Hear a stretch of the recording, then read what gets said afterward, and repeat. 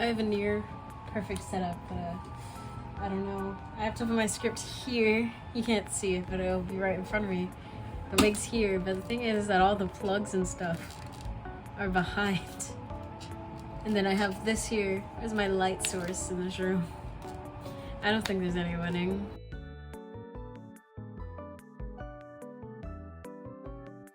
Hello everyone, I'm aka Idolux, aka Starluxum, whatever you know me as. So typically this is where I insert a vlog of the previous conventions or event that I went to. In this case, we're talking about Comicpalooza 2024, which is held at the George R. Brown Convention Center. However, I wasn't able to completely capture the entire experience in my usual vlog format, so here we are instead. I'm going to be styling a wig to make the actual visual aspect more entertaining, along with like throwing up some occasional visual stuff. So don't get me wrong, there is a little bit of content that I did film that I'll be putting in here, and I'll be showing stuff on camera, but majority of this will not be dedicated to that. Now, in case you're like looking and it's like, wow, you're really well spoken. Yeah, I kind of am, but I'm mostly memorizing a paragraph's worth of content to spit out at this camera right now, and I'm in a very particular space in my room to make sure that nothing gets exposed or the light doesn't mess up too badly, but I am using natural light, so we'll see how long this recording takes, and you can tell by the quality of the video dropping if that's the case, or if this lamp turns on, if it gets a little too dark. Regardless of what, the beginning part of this this video will be basically talking about the history of Comicpalooza, just to add some padding to the runtime, because I don't actually know how long this video is going to be, but now I have to include it, so cheers! But first, let's discuss what wig I'm styling today, to keep the visual watchers a little bit more entertained. Today we're styling Ritsu Sakuma from Ensemble Stars, in preparation for a little secret project that someone is doing. I have a few Ritsu wigs at this point, but I'm gonna actually style this one and hopefully it'll be really nice. Because the thing is about Ritsu is that he has a very specific hairstyle, so I'm hoping that this turns out as well as I'm hoping it will. It's a nice wig though, I just hope it doesn't shed the whole time, because it's kind of, you see the fibers, those are nice, it's just I'm scared. It's also very short already. I'm very funny about how long my wigs are, so as long as the length doesn't get too messy, then we should be okay. But yeah, just wanted to put that out there for the visual watchers, so they're like, oh my gosh, who are you styling? And I don't get like 70 comments asking who I'm styling. I'll answer all of them, but this is a nice little disclaimer before anything else. So, because the entire other time I may acknowledge this wig, I may not. We'll see together. It's just to kill two birds with one stone, because I have to style this tonight. So, yeah. Let's keep going.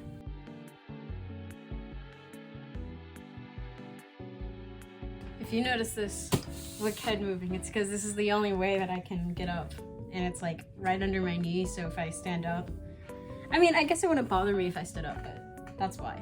I promise it's not teleporting around the room. So basically, Comicpalooza is a event that is held annually in Houston, Texas at the George R. Brown. Originally, it wasn't always held there, as we're about to discuss, but it is known as Texas's third biggest annual event, I believe, just coming after rodeo and one other event that I completely just forgot, but it's okay. Basically, it's, according to its wiki page, a multi-genre comic book, science fiction, anime, gaming, pop culture convention. Mostly, obviously, its demographic is comic book nerds, as it's called Comicpalooza, but you know, it's multifaceted, and it's definitely reflected that in the past years, as I'm going to get into. But the event originally began in 2008 at the Alamo Draft House in correspondence or correlation with the Dark Knight film releasing in theaters, which sounds really, really crazy that was that long ago, because it's been a bit since 2008, but I know that was a big thing since The Dark Knight came out. Ever since that humble start, it's began rising in popularity. It's, like I said, known as the third largest annual event in Texas. It's held at the George R. Brown. I personally only started attending Comicpalooza like as actively as I am in the past year or two. I want to say, yeah, probably the past year or two, because prior to the pandemic, I was often traveling and having to do a school or something that didn't let me go to Comicpalooza for one reason or another. And then the pandemic obviously occurred. I wasn't going to conventions no matter where or what or whatever, because it just wasn't safe for anybody at that time. And then after that, I started going to Comicpalooza. I bought a ticket one year, and then the other 2 years, I one way or another got into the convention without having to personally buy one. Like I said, it's definitely more comic book centric, with a lot of the vendors and the voice actors and whatnot being targeted towards comic book or cartoon centric endeavors, or more TV show-esque ones like Doctor Who. I remember that being like a big thing. Doctor Who, Sherlock, Super Wholock, essentially, but now in like common day, it's definitely more overall, as there's a lot of anime stuff this year, which I'm actually surprised about. But I mean, that's with the rise of anime and other sources like that essentially coming to be. I think that was all the important points that I hit. Oh, right. Basically, this convention wasn't ever something that was super on my radar. It was just something that happened to be close by. A lot of the time, that's how it was for most people. It's that it's close by enough where it's justifiable to go. But one way or another, you'd either find a way to not get a ticket, or you just wouldn't go at all, because honestly the parking was more expensive within itself because you're in downtown Houston. So that was always a little bit of a killer, but I think it's improved. And as much as I'd love to say I'm willing to make it one of my priority cons, you're gonna find out why I don't really agree with that idea anymore. Just as a small disclaimer before we get into the nitty-gritty of everything, I was invited this year to go to Comicpalooza as a guest, or not a guest, more like a performer alongside some friends of ours who were technical guests, I would say. They've been there before. But basically, I was given a free entry essentially into Comicpalooza, so I feel like my experience could have been made worse if I had paid for it. But I think I am privileged enough to say that this bad experience was bad for reasons outside of the convention itself and more towards a management standard. Like I said, if I had paid, it probably would have been a lot more of a big deal, but at the same time, I don't know, I feel like these are things that should have been handled anyway, regardless if I had actually paid for the ticket or not. But just want to put that out there. Somebody might have a different experience than me depending on if they did or didn't pay, and also I didn't really take advantage of every single thing that Comicpalooza had to offer. So if I had gone to more panels or more meetups, XYZ, I feel like my experience could have varied in nature as well, I feel like. So just wanted to put that small disclaimer out there before I get into anything and people are like, well, you didn't talk about going to X, Y, and Z, and I had a really good time at Comicpalooza because of that. And it's like, yeah, I'm glad you had a good time at Comicpalooza. This isn't a video that's meant to bring down anybody for going to Comicpalooza. It's just my personal experience with Comicpalooza this year.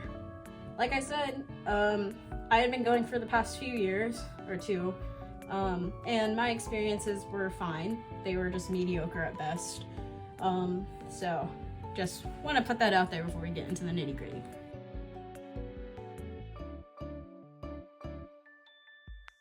Friday of Comicpalooza was probably the busiest day of the convention for me. I obviously got to see a lot of friends who I hadn't seen since Yumi-con, because, you know, a lot of people don't go to conventions, and some people made it out of their way to come to this convention, or since it was Memorial Day weekend, a lot of people had breaks, so they were able to come in comparison to something that would be during the school year. And then some people were also back home from college at this point, so it was a very fun experience to see my friends. But other than that, I mean, most of the issues were minor in nature. Like I said before, there are a lot of mismanagement issues, I feel like. because I was a part of a performing act, aka I was working with Elixir and C4, which is a subunit of Seeker. Oh my gosh, is that a Seeker reference? With C4, in which we were performing for Elixir's final show, which was a super fun experience. I really loved to see all of my idol friends and family. But the thing is that obviously Comicpalooza is not like it's not known for its idol performances yet, so the crowd was less than ideal, but that was not the fault of Comicpalooza on its own, and more just some other things. So I will say there were some minor issues on Comicpalooza's part. Like I said, as a performer, we had a set time for the performance to happen. It got messed up on the schedule. There was no sound check taken into account unless we used our own time slot for it, essentially, etc., etc. Minor details, but enough to like just make it a little bit harder on ourselves.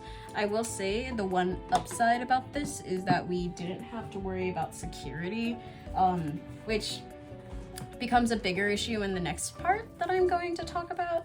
But due to coming earlier than most everybody in the convention, because the convention started about 2 o'clock on Friday, and we got to come in around 10 o'clock to get ready and whatnot, then it was not too bad, but nonetheless, it was a experience. I had a good time with Elixir, and I will always be eternally dancing because of them, and I guess C4 was there. Just kidding, I love you, Seeker. But nonetheless, it was mediocre at best. I didn't have a bad time. I didn't have like a super great time aside from the Idol Fest, as majority of the things were closing by the time that we were done performing and getting packed, because we had a few things in the backstage that we had to take care of beforehand, so that's that. Oh god. But yeah, I mean, Friday was fine. Like I said, a little bit of mismanagement, etc., but honestly, the most important thing was that we got to see our friends and perform. That was the main gist of it. And I mean, having something in the hometown is not bad at all, especially because I am personally never a fan of driving more than I have to. But hey, I do what I gotta do. I'm an idol at the end of the day. A lot of things aren't happening really in Houston, especially with the standard that we have set for Houston conventions, if you know what I mean. Yeah, so let's move on to day 2.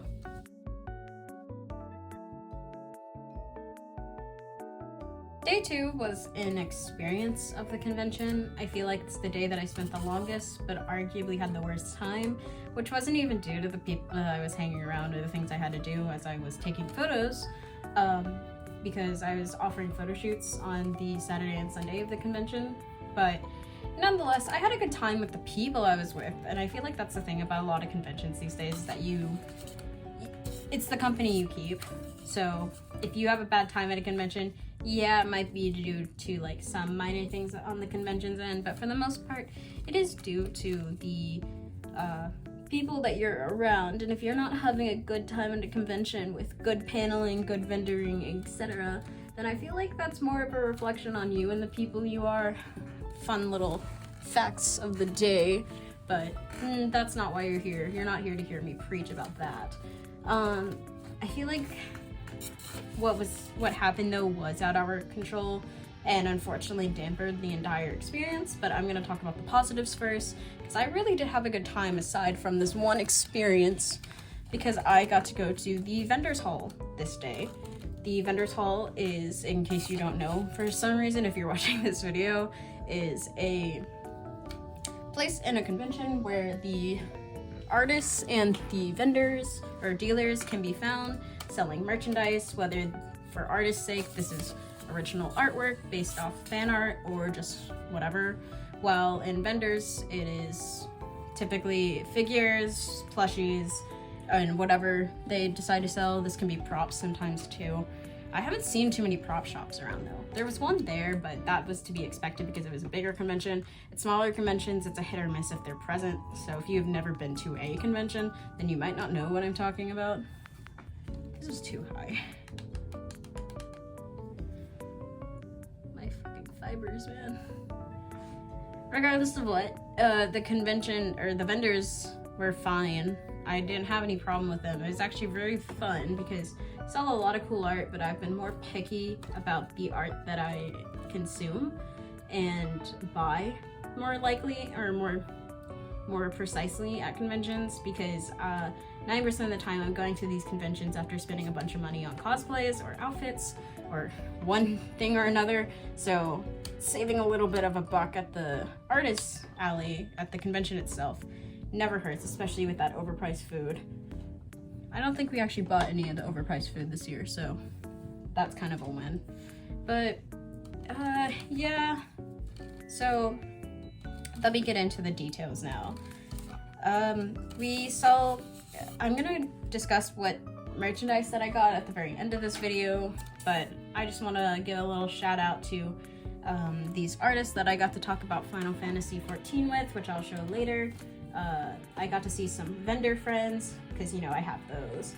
I also just got to hang out with a lot of people, because a lot more people came on Saturday of the convention than on the Sunday of, or Friday of, due to one reason or another, which is fine with me. I'm not really complaining if people come on what day they prefer to come. But yeah, that was the good parts. If we want to talk about the bad parts, then let's do that now. So as I mentioned before, on day 1, we were basically able to come in before badge check technically began because of coming in as performers. And I want to disclaim this event by saying I'm not expecting anyone to break protocol. It's a safety thing, I understand, but you'll understand what I mean more so as I get into the story. But basically, also another disclaimer, I was given full permission to say the story or explain the story, so just listen to the whole thing before you get into the comments and start commenting, well, were you allowed to talk about this, or what happened, blah blah blah, because I was given full permission, and the stuff that happened, I don't particularly fault anyone other than management of Comicpalooza, and that wasn't even for how they treated it, though I will say it was kind of a bra moment, but more so in how they could have prevented it. Essentially, Comicpalooza had 2 stations, I think, 2 or 3 stations for entering the convention center, which were placed at halls A and C, if I remember correctly. I'm not sure if there was one at B, but at least halls A's and C. But basically, these were 2 parts entrances that were a little bit stationed further into the convention center. So imagine you're looking at the convention center like this way. Hall A is with this hand, where it's close to you guys, but essentially this is where a lot of parking was. And then there was like parking like right in front of C, but we couldn't get into this one. But basically it's E through A. C is in the dead center of the convention center, hence why it was one of the main entrances, which I completely understand. However, along with the parking being right across Hall C, there was also the food trucks, the stage, the outdoor stage, etc. So basically, it was a big area of a lot of smoke, a lot of loud, a lot of partying, etc., which wasn't really great for the fact that some people cannot handle that kind of energy for medical reasons. And in this case, in case you haven't realized, I was with Sunny the entire time at this convention. Love Sunny, we love Sunny, but Sunny was there because Sunny was performing with me, part of Sworn Oath, but also for the fact that Sunny was just there for fun, you know, just in town. For once, Sunny's coming down to Houston, right? But unfortunately, due to the events of these placements and the fact that Sunny has some pre-existing health conditions, it was a recipe for disaster. So the day prior, Sunny had already been having some issues with getting through these areas due to the overwhelming amount of like smoke and whatnot. And today he had reached his limit. However, in attempts to make it a little bit easier, even briefly, we tried to go to one of the side doors because there because in halls A and B there are entrances and exits. They just didn't have like a proper bag check or whatever set up. And this is like midday, so we had already been in there quite a bit, and then not to mention we've been in there the day prior. Like I said, I don't hold anything against anybody for the fact that like they were following their job and doing job protocol, of which we needed to get our bags checked or whatever. That's not my issue. My issue, however, was whenever Sunny was very clearly passing out in my arms, and I had offered, we can go into bag check, but we just need a second to step inside, in which he would stand in front of the door as people were also exiting out of that door, despite the fact that we weren't supposed to, and basically saying, no, you can't enter. And I was like, can you check our bags, even just to make sure we don't have anything dangerous momentarily before we go through the proper bag check? And he was like, no, I can't do that. I don't have the training protocol, or it's not a part of my protocol, etc. Which, like I said, I understand that it's a safety hazard. I'm not expecting anyone to bend the rules for us, because I'm sure there's someone out there who's sick enough to use a fake medical excuse to break into somewhere and use that for malicious intent. But by the time Sunny is passed out in my arms and I'm very struggling to help bring him inside, I feel like something should have been tipped off about how it's not just a joke or something to forego getting safety checked. But that's that. That was probably the worst part of the entire convention for obvious reasons. I wasn't even the one who experienced it, but yeah, that was a fun time of Comicpalooza, if you ask me. But yeah, I mean, that being the worst part of the day was, at least, I don't know, it just wasn't great. It was not a fun experience to bring in essentially a body into a convention center while people were stepping over him to get inside, or outside, excuse me, of the convention center. So cheers for that. I don't know, like I said, this isn't an issue of safety, as I'm very happy that they were being strict about safety, but more of an issue of why are your only entrances that are allowed are in the middle of the building and towards the back of the building. It just doesn't make sense to me, and it doesn't feel like a very safe escape route either, as they had all of the other entrances basically closed, to the point where all the doors wouldn't unlock and whatnot. And considering how big the George R. Brown is, I feel like it's a safety hazard and a fire hazard to have all those doors locked and only have narrow entrances from each of those sides unlocked for people to leave and exit lest an emergency happened. Fortunately, an emergency didn't happen, but if one had happened, I don't really want to know how they would have handled that. But that was Saturday. Yay! Oh, let's get into the better day, aka the day I was like barely there.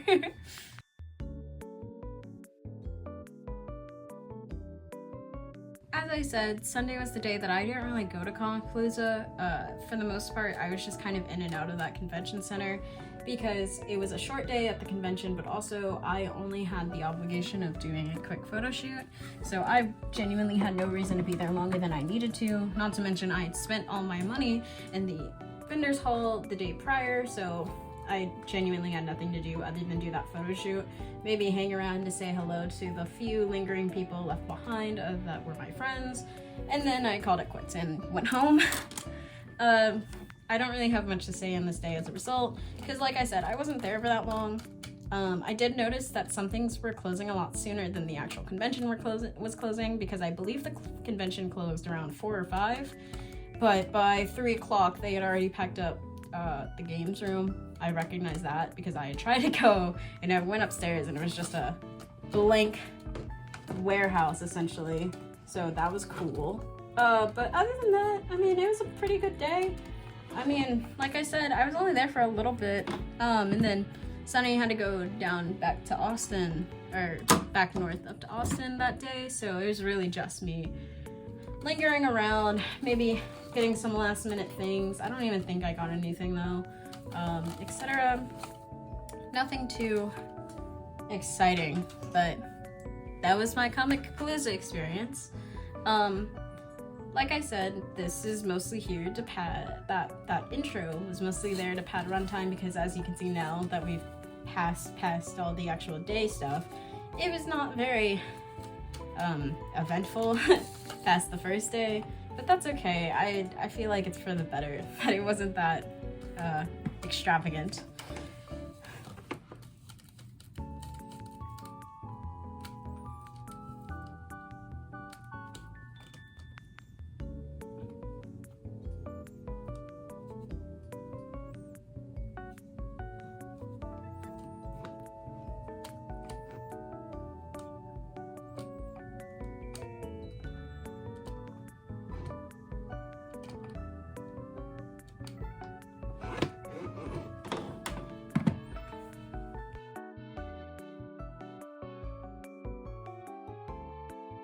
This last segment is dedicated to all the merchandise that I got at the convention, because I did get merchandise despite everything, and it's really nice merchandise. Originally, I was going to show the merchandise physically on the screen, but since I changed course and am now styling a wig, I don't find it very efficient to do that, so I'm going to show like a little picture right here while I'm crimping. So let's start with that. So the very first thing that I got was some OC art from this creator named, I think it's I'm gonna restart. So originally in this part of the video, I was going to show off the merchandise I got, because I did get merchandise, and Comicpalooza always has had a decent artist alley and vendors hall. This year I think the artist alley was actually a bit bigger than last year, because I remember going through it a lot faster. Maybe it was the fact that I went through it with friends this year, but I genuinely think they increased the size. So that definitely was a great, fun part of the entire convention. It's my favorite part of any convention, really, is the artist, vendors hall, etc. But in this case, I did get quite a bit of fun little merch, but due to the fact that I am styling a wig, this segment's gonna look a little bit different than I originally planned out in my head. As a result, you will instead get to see all of the art that I mentioned and the artist stuff right here on the screen, or somewhere around the screen where it doesn't cover my face and you can still hear me talk clearly, but you don't really need to see this wig because it's just getting crimped right now. I'm not even at the styling part and we're already almost done with the video, so maybe I'll make the rest of this just styling. Who knows? But basically, let's get started with that. And then I think I have a few other segments written out, so we'll get through those as we go. But yeah. So the first artist we're going to talk about, their handle is Baby Duck Enema, which I also want to point out their shop name, which is Beefy Round, which I found particularly funny. This artist has a variety of things, but their main, or in my opinion, their main selling point is their OC art, which, in case you don't know what OC means, it means original character art, and in case you don't know, I don't know why you would, but I am a very big fan of collecting original character art. So typically I like to see conceptual art, so I believe I have some fan art of this one artist who has OCs that are circus themed, but they're based off like the sun, the moon, the stars, etc. It's very neat. But in this case, I was attracted to the artist's art style and his concepts in terms of style for his characters. In this case, his OC Bao, I got, I think, two objects. I got 2 items, I got 3 items in total, I believe, but I got 2 of Bao, which was a large print, which you'll see here, the print, and this Shibari keychain, which, don't be weird, Shibari is a very, very gorgeous form of art, so I was very pleased to see that. And then, it was 3. I also got Bao in a dry case style outfit, which is one of my favorite styles of J-fashion. Very big fan of the dry K look. It's genuinely such a pretty form of fashion. I want to own pieces for my own looks, but that is in a future occasion because it can be expensive, but it's worth it if you take the time to look. Plus, building your collection just takes time. Words of wisdom. But yeah, that was the first artist. Go check them out, or check him out, excuse me. I think it's, I know him, I'm not sure what the second pronouns were, so go check him out. Alright, on to the next artist. The next artist is Plushie Shop, which, in case you don't recognize the name, or in case you do recognize the name, I last talked about them in my, in my Yumi-con vlog, in which I got their Rui Casa stage outfit charms. Let me just throw those right here for a second just to show them off. I had gotten those charms because, in case you don't know, I'm a big Rui Casa enjoyer. I don't talk about Project Sekai too much these days just because it's not my main interest, but it's still a source that I hold very dear to my heart, and I think I'm pretty notorious for my Rui Casa bag. I can't say I have the most Rui Casa merch in the planet. I know plenty of people who have more than I do, but I definitely have a good chunk. Or at least at one point I had like a lot. I still do, but it's definitely a smaller collection than I used to have, so oops. But you know, it's still a good sizable amount, and I'm still collecting, so don't get me wrong. But in this case, I had gotten their newest set of charms, or at the time newest, which was their Project Sekai Sanrio collab merchandise. For right now, it was just the Time Wonder Show. I don't know if they've made anything new or if they're in the process of making any more of the crossovers, but it was Wonder Show at the time that I had gotten it, and by the time this video has released. But basically it was Rui and Tsukasa's small miniature versions of their Sanrio collab outfits, and just some fun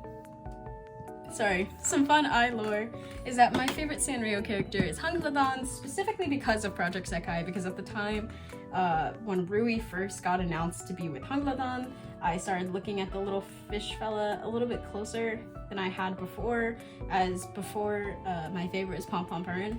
Still in the top 3, but not my faves.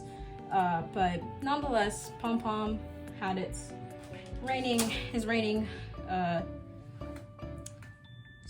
champion on my thing, and he was given to Saki, which I'm still happy about. But nonetheless, Hungladon for Rui, and then for Tsukasa it was Kuropi. And the funny joke of that all is that one of my bestest friends, aka my queer platonic partner, his favorite is Kuropi, so it's like kind of just a given that I would like Hungladon as well, because Kuropi and Hungladon are very good friends and close friends, I would say. So cheers for that. Just a small little tangent there. Let's keep going. The next artist is Quaffadoodle, which Quaffadoodle is actually one of my friends. I didn't get to see her, but she has a lot of variety artwork as well. She has a phone charm series, or like their actual phones, phone keychains, and also a milk series. But I think there's a lot of I think there's like League, Valorant, there's a lot of different type of art, but in this case I am a big fan of the milk series, just due to the fact that milk is like, the milk cartons are super cute, and I love the concepts of all of them. In this case, she had some new Sakura ones. I'm very sad because I didn't actually get to see her, but nonetheless, I had a good time looking at the booth and shoving money down her throat, which you should do too. I realized I didn't clarify what I had actually bought. I had bought her Sakura, like it's like a little bench milk, along with this little sweet treat, little print that she has, because we all love a little sweet treat. And then I also got her Miku and Hungladon sticker, and also a Miffy sticker. So very cute stuff.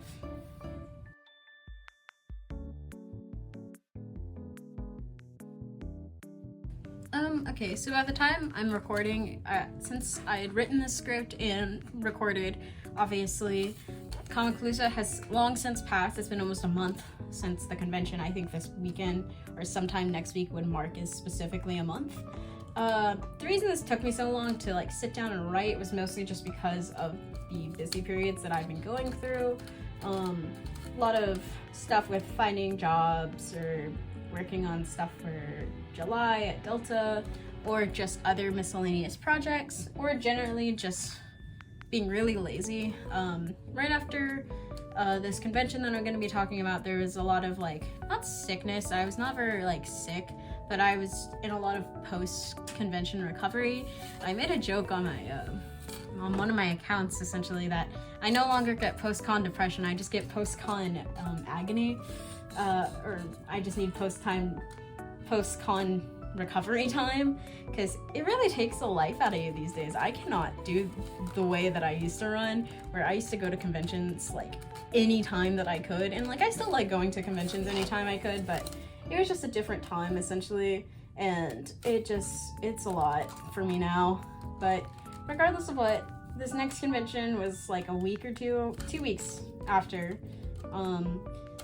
Let me just put it out there that I'm going to name this convention because it's going to get named in another part of it's going to be named somewhere else, even offhandedly. But I just want to say that I don't support this convention anymore. Not that I did before. I knew what was going on, but to a lesser extent before I attended this convention, but I just really want to preface that I was asked to go to this convention as well. A lot of these conventions that I've been going to lately are not ones that I'm like being enthusiastically deciding to go to, as much as I was asked to go to this and I was happy to oblige for the sake of whoever asked me, because it was just convenient. This is a very heavy case for this one, because this convention is known for using AI on promotional posts. And also, I didn't want to say anything about this before I attended the convention or while I was at the convention, because this convention and its management has a history of banning / blocking / basically making it unknown, making the people who speak out against them basically irrelevant, or like saying one thing or another to basically justify them not being taken seriously, to the point where one time one of my photographer friends was blatantly told there's allegations against him, despite the fact that he's one of the nicest people in the convention center, and they also refuse to talk about what allegations other than disorderly conduct, which I'm gonna be honest, and if I recall correctly, I don't believe he's actually been to any of their other conventions, or at least not Yumi-con. I know that he was not at Yumi-con. That's the name, by the way. So we're gonna talk about Yumi-con in San Antonio that was held at the Henry B. Gonzalez Convention Center. I'm gonna keep this section brief because I don't really have much to say about Yumi-con. It was a fine convention. We didn't really get to experience it much because we only went on Sunday, and by the time we were done doing all the stuff that we needed to, it was basically already over, which wasn't a big deal to us because, you know, we were not even staying in San Antonio, we were staying in Austin, because it was only about an hour from where we were staying, but nonetheless, just wanted to put it out there. But basically, we were invited to perform with the Texas Idol Festival, love you, Martha, for Pridal, which is a Pride-themed idol festival, if you couldn't figure that out. Very fun time. Got to see Seeker's second subunit, which was Remix. Very cool name. I love my Seeker references.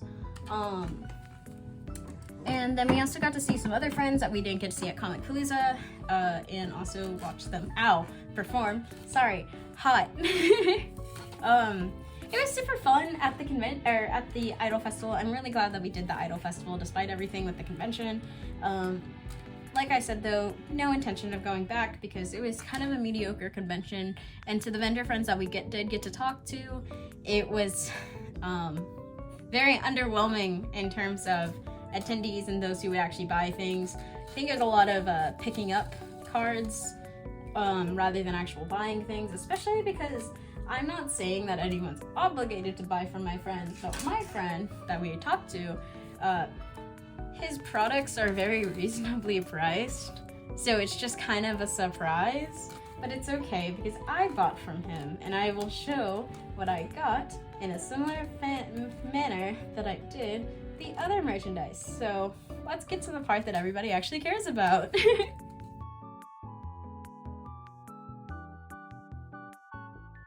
The first piece of merchandise that I had bought is actually from the Idol Festival.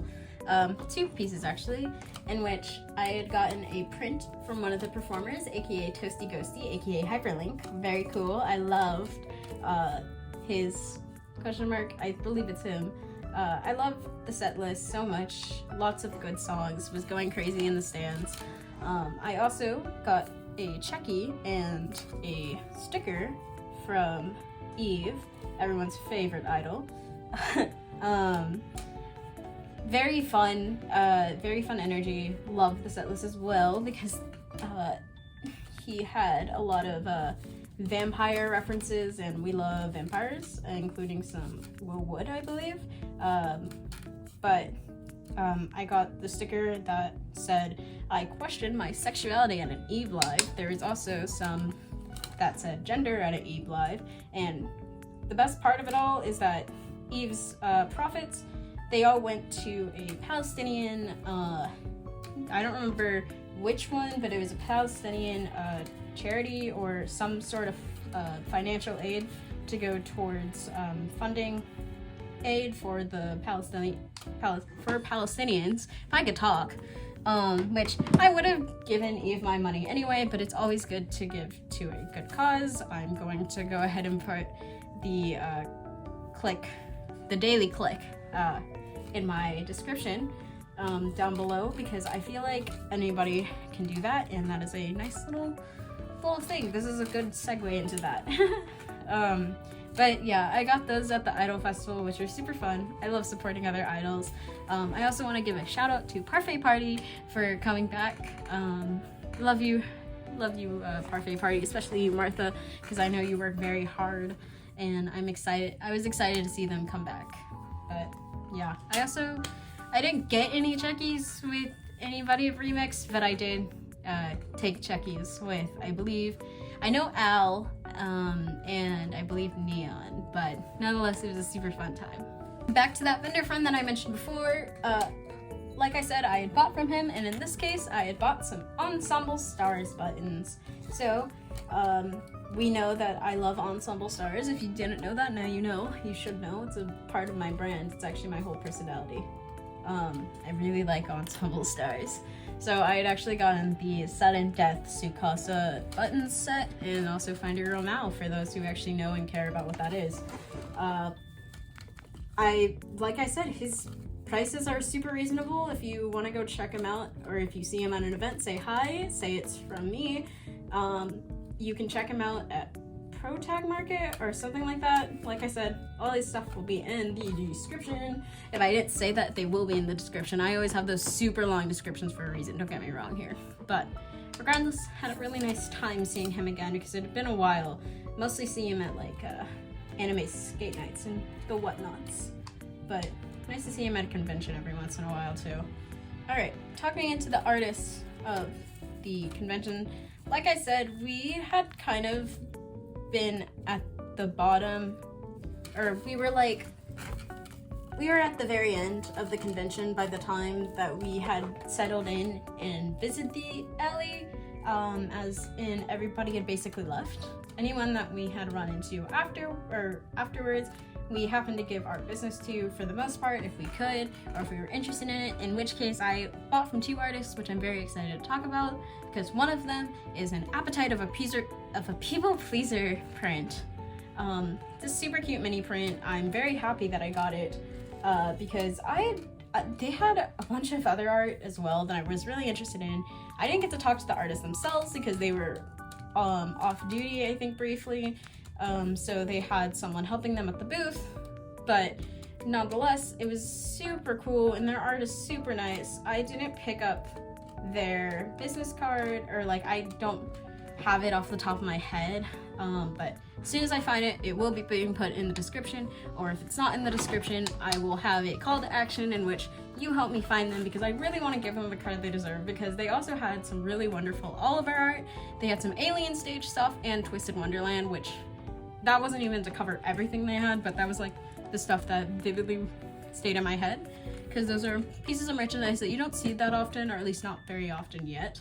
I feel like Twist is the most popular of those sections, and like I've seen Oliver merch prior because people love Vocaloid, but I don't know, you just don't see a lot of Oliver. Like, it was just Oliver, and it was a full-fledged print of Oliver. You see the main Kryptons, but you don't see too many of the others, so it was a nice little surprise to see, because Oliver's the one that brought me in. Appetite of a people pleaser is what kept me reeled in. But yeah, that was that artist. Very fun, very cute. The final artist that we're discussing is, I want to make sure I pronounce their username correctly. It's, I'm so sorry if I butcher this. It's She VT, SHIYE VT. Their art is like gorgeous, gorgeous, gorgeous. Sorry, I'm reading to make sure I remember what they have. They had Fearin, Honkai Star Rail, and for my interests, they had Final Fantasy XIV art, which they had these really cute movable calendar displays with both Alice and Alfino from, I believe, the manga series where they're at the academy, and they also had one for, I want to say Hythlodeus, Hades. I don't remember exactly who was on the stand, but it was super cute. It was a cute little movable calendar to adjust, etc. Like I said, they had Honkai Star Rail. They had a really beautiful Sunday print that I know my friend got at one point at a separate event, but nonetheless. But I think the artist mostly, or not mostly, but does a lot of character illustrations as well, from what I can tell from their social media page, so go check them out. Very cool art, very nice, and I think that was our last artist of the day, so let's wrap up this video, and then I don't know what I'll do about the rest.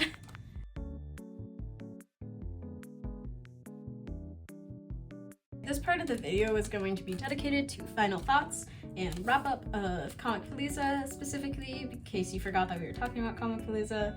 We're gonna be finishing that up, and then I think what I'll do is I'll finish crimping this for this video, and then I'll throw up a picture of the final product at the very end of the screen and be like, ooh, look at the final wig, because I don't want to make everybody sit here for any longer than they probably have to, and just so they can go on to the next video and the next part of their day.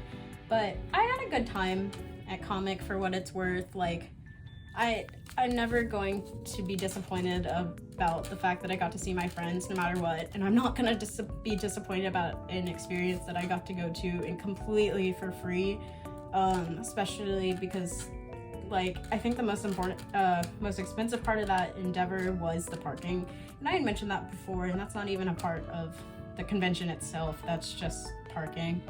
I think parking is something to take into account about finances, but in terms of experience, you sign up for what you get. It's downtown. It's either that or you park on the street and pray that no one breaks into your car, which I was not interested in doing. So, but yeah, let me make sure that was everything that's important. To summarize, all of the day-by-day issues that we had, like I said, were a lot of mismanagement issues, then accessibility issues with the incident on Saturday, which I feel like should be taken into account for future events of both Comicpalooza and general events held at the George R. Brown Convention Center. Accessibility is really important, and if you can't even be accessible or at least have something going on for your pre-health conditioned attendees, then I feel like you're kind of missing out on a very important audience, because it doesn't matter at the end of the day if you aren't disabled. you can still like whatever you like, and that includes the wide scope of range of interests that they offer at Comicpalooza. Because there were some really cool, like, programming that I know a lot of friends of mine who would really like, but it just wasn't very convenient nor fulfilling on a level that really mattered. Other than that, I think that was it for the convention itself. The convention wasn't the worst. It's not going to be the worst. It's just mediocre to an almost startling extent in comparison. Like, I guess I'd rather have a mediocre convention than a bad convention. God forbid a convention that's super big and is super popular that everybody goes to, but you know for a fact that no one should be going to for the fact that it is owned by some awful, godforsaken fuck. Anyway, like I said, this convention is mediocre, so it's not bad, it's not great. Would I be going again? I don't have any intentions to, just because this experience was just, it's not worth it. If this is how it is when you don't pay, then, I mean, why would you pay for such an exorbitant amount of money? I know people who paid for one-day badges, and that was good enough, but I'm gonna be honest, they did not check my badge very often. They didn't even, I was talking about their badge, their bag checking earlier. Didn't really check it that great either, so I don't know, it's just something. Just think it's very interesting, to say the least, that they were putting so much emphasis on that bag check, and then they did the bare minimum for the bag check. But it's water under the bridge at this point. It's not worth losing my mind over. I think that's really it. My word of advice for this convention, if for whatever reason someone's watching that's related to the convention or has like a connection or something, I feel like if there's a way for you to bring down your badge prices, this convention would be accessible to more people, because I believe that the badges this year were like 100 plus for a 3-day badge, which if you're going for voice actors, etc., you're already going to be spending that kind of money anyway, and being connected to a Hilton as the main hotel block. I know there's a Marriott and other ones connected as well, but I believe, or not Marriott, but there's another hotel that's also connected to it, but Hilton being your main best-selling hotel block, you just need to take into account, if you can lower those prices, I would. I know that it's expensive because I believe that George R. Brown is raising its prices of renting out the building, and I believe that's what's causing the prices to be upscaled so much, because that's the issue with aforementioned convention here. But if there's a way to bring those prices down regardless, that'd be great, even if that means downsizing a little bit on the voice actors or downsizing a little bit on other incidents. Genuinely though, I feel like the convention could be good. It could be better. As long as those management issues are figured out and entrances and stuff are kind of reviewed in a way, I feel like that'd be good. I think that's mostly it though. Like I said, it's a convention of convenience for me personally, so I'm not dying to go next year. It's also not bad enough for me to be like, well, this convention sucks. Because, I mean, it was not a great time, but it wasn't the worst time that I've ever had at a convention, to say the least. So I think that was everything that I needed to say of importance. So, alright. Here's the wig, guys. So take this, and we're just gonna plaster on the completed product here. It's so good. She's 2D. Lois, spit around.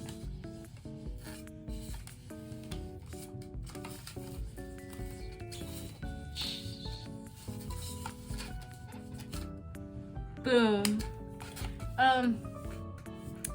But anyway, thank you so much for watching. I'm sorry that this video wasn't a full-on vlog like I was hoping it was going to be, but in my defense, it was a time and I didn't really want to whip out my camera every 5 minutes, so. The next video, I don't know when it's going to be out, I don't know what it's going to be about. If my next video idea doesn't go through, then it will be an actual convention vlog. It's not gonna be that interesting of a convention vlog unless it like goes crazy, but it's gonna be a convention vlog nonetheless, so I'm excited about that. but there's a chance that it might be something else. I don't know, we'll see. I don't want to say anything and it's like not that, but at the very least you are definitely getting a convention vlog from me next month. So thank you so much for watching. All my blah, blah, blah, blah, are down below, my socials, and all the artist socials, and then some other socials that I want to just throw down there for funnies. They're gonna be down in the link, you know where they are. I hope you guys enjoyed this video. Thank you so much for watching. Hit the subscribe button or hit that bell for notifications, because I use my community tab a lot of the time to talk about my updates on videos or whatever's going on. So cheers. Yeah, I hope you guys enjoyed. Bye.